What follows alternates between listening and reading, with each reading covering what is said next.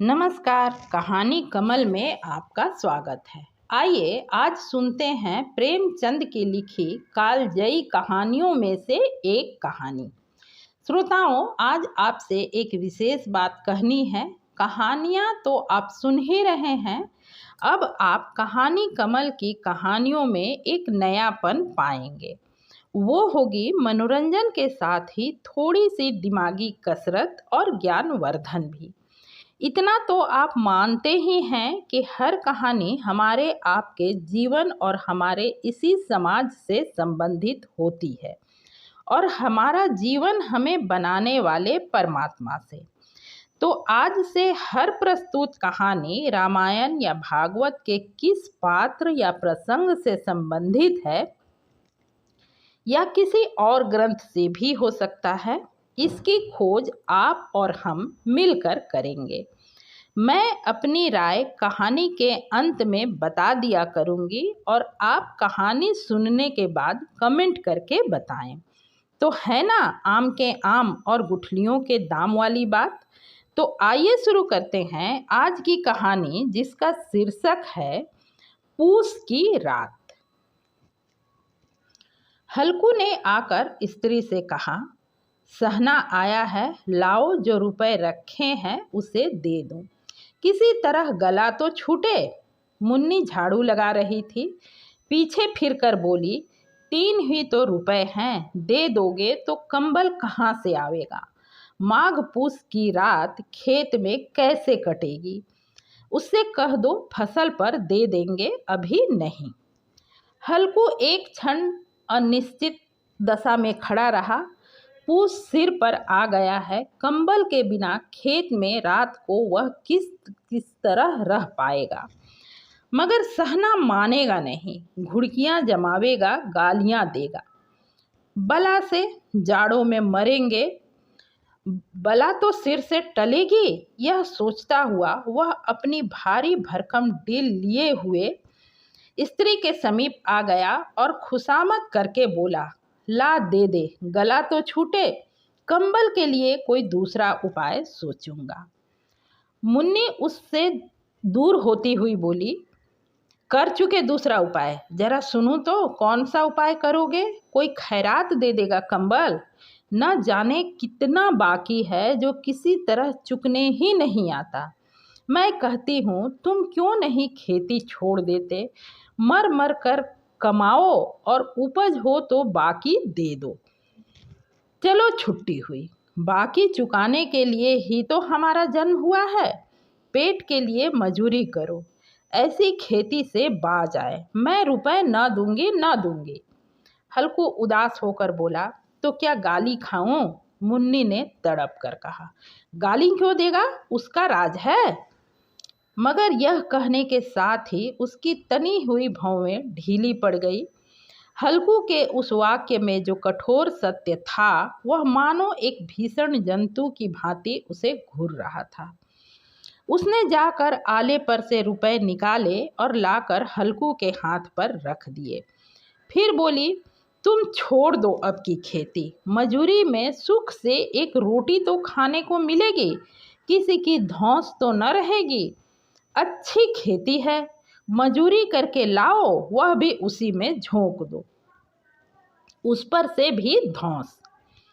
हल्कू ने रुपए लिए और इस तरह बाहर चला मानो अपना हृदय निकाल कर देने जा रहा हो। उसने मजूरी से एक एक पैसा काट काट कर 3 रुपए कंबल के लिए जमा किए थे, वह आज निकले जा रहे हैं। एक एक पग के साथ उसका मस्तिष्क अपनी दीनता के भार से दबा जा रहा था।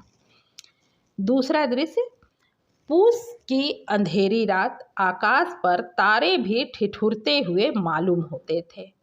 हल्कू अपने खेत के किनारे ऊख के पत्तों की एक छतरी के नीचे बांस के खटोले पर अपनी पुरानी चादर ओढ़े पड़ा कांप रहा था। खाट के नीचे उसका संगी कुत्ता जबरा पेट में मुंह डाले सर्दी से कूं कूं कर रहा था। 2 में से एक को भी नींद न आती थी। हल्कू ने घुटनों को गर्दन में चिपकाते हुए कहा, क्यों जबरा, जाड़ा लगता है? कहता तो था घर में पुआल पर लेट रह, तो यहाँ क्या लेने आया था? अब खाओ ठंड, मैं क्या करूं? जबरा ने पड़े पड़े दुम हिलाई और अपनी कू कू को दीर्घ बनाता हुआ एक बार जम्हाई लेकर चुप हो गया। उसकी स्वान बुद्धि में शायद यह बात आ गई कि स्वामी को मेरे कू कू से नींद नहीं आ रही। हल्कू ने हाथ निकालकर जबरा की ठंडी पीठ सहलाते हुए कहा, कल से मत आना मेरे साथ, नहीं तो ठंडे हो जाओगे। यह राण पछुआ न जाने कहाँ से बर्फ लिए आ रही है। उठो फिर एक चीलम भरूं, किसी तरह रात तो कटे। 8 चीलम तो पी चुका, यह खेती का मजा है। और एक एक भगवान ऐसे पड़े हैं जिनके पास जाड़ा जाए तो गर्मी से घबरा कर भागे। मोटे मोटे गद्दे, लिहाफ, कंबल, मजाल है जाड़े का गुजर हो जाए वहाँ। तकदीर की खूबी है, मजूरी हम करें, मजा दूसरे लूटे। हल्कू उठा, गड्ढे में से जरा सी आग निकाल कर चीलम भरी। जबरा भी उठ बैठा। हल्कू ने चीलम पीते हुए कहा, पियोगे चीलम? जाड़ा तो क्या जाता है, जरा मन बदल जाता है। जबरा ने उसके मुंह की ओर प्रेम से छलकती हुई आंखों से देखा। हल्कू, आज और जाड़ा खा ले, कल से मैं पुआल बिछा दूंगा, उसी में घुसकर बैठना, तब जाड़ा न लगेगा। जबरा ने अपने पंजे उसकी घुटनों पर रख दिए और उसके मुंह के पास अपना मुंह ले गया। हल्कू को उसकी गर्म सांस लगी। चीलम पीकर हल्कू फिर लेटा और निश्चय करके लेटा कि चाहे कुछ हो अब की सो जाऊंगा। पर एक ही क्षण में उसके हृदय में कंपन होने लगी। कभी इस करवट लेटता, कभी उस करवट, पर जाड़ा किसी पिशाच की भांति उसकी छाती को दबाए हुए था। जब किसी तरह न रहा गया तो उसने जबरा को धीरे से उठाया और उसका सिर थपकाते उसे अपनी गोद में सुला लिया। कुत्ते की देह से जाने कैसी दुर्गंध आ रही थी, पर वह उसे अपनी गोद में चिपटाए हुए ऐसे सुख का अनुभव कर रहा था जो इधर महीनों से उसे न मिला था। जबरा शायद यह समझ रहा था कि स्वर्ग यही है, और हल्कू की पवित्र आत्मा में तो उस कुत्ते के प्रति घृणा की गंध तक न थी। अपने किसी अभिन्न मित्र या भाई को भी वह इतनी ही तत्परता से गले लगाता। वह अपनी दीनता से आहत न था जिसने आज उसे इस दशा को पहुंचा दिया। नहीं, इस अनोखी मैत्री ने जैसे उसकी आत्मा के सब द्वार खोल दिए थे और उनका एक एक अणु प्रकाश से चमक रहा था। सहसा जबरा ने किसी जानवर की आहट पाई। इस विशेष आत्मीयता ने उसमें एक नई स्फूर्ति पैदा कर दी थी जो हवा के ठंडे झोंकों को तुच्छ समझती थी। वह झपट कर उठा और छपरी से बाहर आकर भूंकने लगा। हल्कू ने उसे कई बार चुमकार कर बुलाया, पर वह उसके पास न आया। खेत में चारों तरफ दौड़ दौड़ कर भूंकता रहा। एक क्षण के लिए आ भी जाता तो तुरंत ही फिर दौड़ पड़ता। कर्तव्य उसके हृदय में अरमान की भांति ही उछल रहा था। तीसरा दृश्य। 1 घंटा और गुजर गया। रात ने शीत को हवा से धधकाना शुरू किया। हल्कू उठ बैठा और दोनों घुटनों को छाती से मिलाकर सिर को उसमें छिपा लिया। फिर भी ठंड कम न हुई। ऐसा जान पड़ता था सारा रक्त जम गया है। धमनियों में रक्त की जगह हिम बह रहा था। उसने झुककर आकाश की ओर देखा। अभी कितनी रात बाकी है। सप्तऋषि अभी आकाश में आधे भी नहीं चढ़े। ऊपर आ जाएंगे तब कहीं सवेरा होगा। अभी पहर से ऊपर रात बाकी है। हल्कू के खेत से कोई एक गली के टप्पे पर आमों का एक बाग था। पतझड़ शुरू हो गई थी। बाग में पत्तियों के ढेर लगे हुए थे। हल्कू ने सोचा चलकर पत्तियां बटोरूं और उन्हें जलाकर खूब तापूं। रात को कोई मुझे पत्तियां बटोरते देखे तो समझे कोई भूत है। कौन जाने कोई जानवर ही छिपा बैठा हो, मगर अब तो बैठे नहीं रहा जाता। उसने पास के अरहर के खेत में जाकर कई पौधे उखाड़ लिए और उनका एक झाड़ू बनाकर हाथ में सुलगता हुआ उपला लिए बगीचे की तरफ चला। जबरा ने उसे आते देखा तो पास आया और दुम हिलाने लगा। हल्कू ने कहा, अब तो नहीं रहा जाता जबरू, चलो बगीचे में पत्तियां बटोर कर तापें। जबरा ने कू कू करके सहमति प्रकट की और आगे आगे बगीचे की ओर चला। बगीचे में खूब अंधेरा छाया हुआ था और अंधकार में निर्दय पवन पत्तियों को कुचलता हुआ चला जाता था। वृक्षों से ओस की बूंदें टप टप नीचे टपक रही थी। एकाएक एक झोंका मेहंदी के फूलों की खुशबू लिए हुए आया। हल्कू ने कहा, कैसी अच्छी महक आई जबरू, तुम्हारी नाक में भी तो सुगंध आ रही है।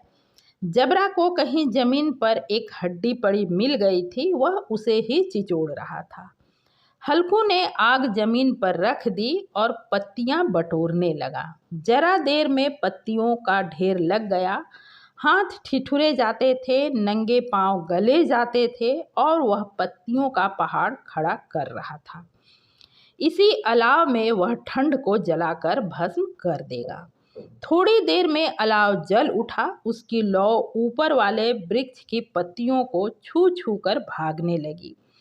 उस अस्थिर प्रकाश में बगीचे के विशाल वृक्ष ऐसे मालूम होते थे मानो उस अथाह अंधकार को अपने सिरों पर संभाले हुए हों। अंधकार के उस अनंत सागर में यह प्रकाश एक नौका के समान हिलता मचलता हुआ जान पड़ता था। हल्कू अलाव के सामने बैठा आग ताप रहा था। एक क्षण में उसने दोहर उतार कर बगल में दबा ली, दोनों पांव फैला दिए मानो ठंड को ललकार रहा हो। पत्तियां जल चुकी थी। बगीचे में फिर अंधेरा छा गया। राख के नीचे कुछ कुछ आग बाकी थी जो हवा का झोंका आ जाने पर जरा जाग उठती थी, पर एक क्षण में फिर आंखें बंद कर लेती थी। हल्कू ने फिर चादर ओढ़ ली और गर्म राख के पास बैठा हुआ एक गीत गुनगुनाने लगा। उसके बदन में गर्मी आ गई थी, पर ज्यों-ज्यों शीत बढ़ती जाती थी उसे आलस दबाए लेता था। जबरा जोर से भूख कर खेत की ओर भागा। हल्कू को ऐसा मालूम हुआ कि जानवरों का एक झुंड खेत में आया है। शायद नील गायों का झुंड था। उनके कूदने दौड़ने की आवाज़ें साफ कान में आ रही थी। फिर ऐसा मालूम हुआ कि खेत में चर रही है। उनके चबाने की आवाज़ चर चर सुनाई देने लगी। उसने दिल में कहा, नहीं, जबरा के होते कोई जानवर खेत में नहीं आ सकता। नोच ही डाले, मुझे भ्रम हो रहा है। कहाँ, अब तो कुछ भी सुनाई नहीं देता। मुझे भी कैसा धोखा हुआ। उसने जोर से आवाज़ लगाई, जबरा जबरा। जबरा भूखता रहा, उसके पास ना आया। फिर खेत के चरे जाने की आहट मिली। अब वह अपने को धोखा न दे सका। उसे अपनी जगह से हिलना जहर लग रहा था। उसने जोर से आवाज़ लगाई, जबरा जबरा।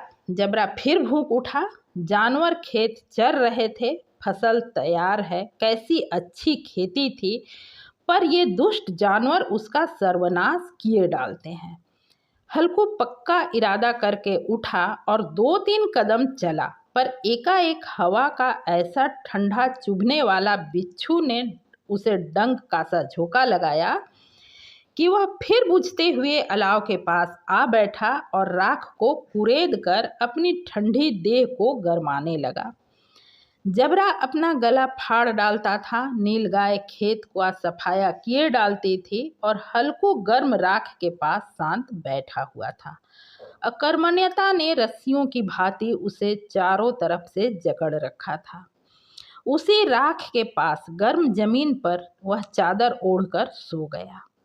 सवेरे जब उसकी नींद खुली तब चारों तरफ धूप फैल गई थी और मुन्नी कह रही थी, क्या आज सोते ही रहोगे? तुम यहाँ आकर रम गए और उधर सारा खेत चौपट हो गया। हल्कू ने उठकर कहा, क्या तू खेत से होकर आ रही है? मुन्नी बोली, हाँ। सारे खेत का सत्यानाश हो गया। भला ऐसा भी कोई सोता है? तुम्हारे यहाँ मड़ैया डालने से क्या लाभ हुआ? हल्कू ने बहाना किया, मैं मरते मरते बचा, तुझे अपने खेत की पड़ी है। पेट में ऐसा दर्द हुआ कि मैं ही जानता हूँ। दोनों फिर खेत की मेड़ पर आए। देखा सारा खेत रौंदा पड़ा है और जबरा मड़ैया के नीचे चित लेटा है, मानो प्राण ही न हो। दोनों खेत की दशा देख रहे थे। मुन्नी के मुख पर उदासी छाई थी, पर हल्कू प्रसन्न था। मुन्नी ने चिंतित होकर कहा, अब मजूरी करके मालगुजारी भरनी पड़ेगी। हल्कू ने प्रसन्न मुख से कहा, रात को ठंड में यहाँ अब सोना तो न पड़ेगा। समाप्त। अब दृष्टिकोण की बारी। मेरी समझ में इस कहानी के मुख्य पात्र हल्कू का चरित्र रामायण के कई पात्रों से मेल खाता है। जैसे मारीच और कुंभकर्ण को ही ले ले। फर्क ये है कि सतयुग के प्राणियों में कर्तव्य के समक्ष अपना स्वार्थ, अपनी काया अधिक मायने नहीं रखती थी। तभी तो कर्तव्य पालन हेतु बार बार इच्छा के विरुद्ध कार्य करने से बेहतर इन पात्रों ने अपने प्राण त्याग दिए। कलयुग का प्राणी काया के त्याग की जगह कष्ट के जड़ को उखाड़कर नई शुरुआत की विचार और प्रयास करने लगा है। अब आपकी बारी। कमेंट करके अपनी राय अवश्य बताएं। साथ ही चैनल को जरूर सब्सक्राइब करें ताकि आगे भी हमारा यह प्यारा सा संबंध बना रहे। पूरी कहानी सुनने